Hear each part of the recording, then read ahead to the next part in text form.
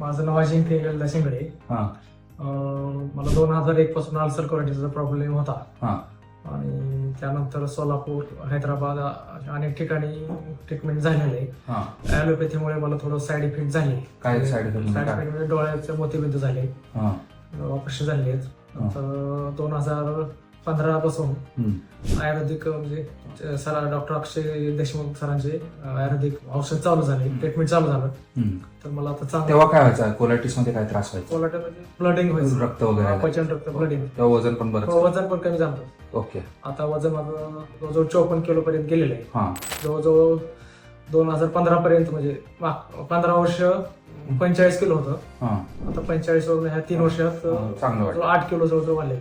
Okay तर आता bleeding होते ब्लडिंग आता नाही, ब्लिडिंग काय होत नाही. ओके ओके आणि बाकी काय अजून काय त्रास होत बाकी नाही. नाही. ओके ठीक आहे.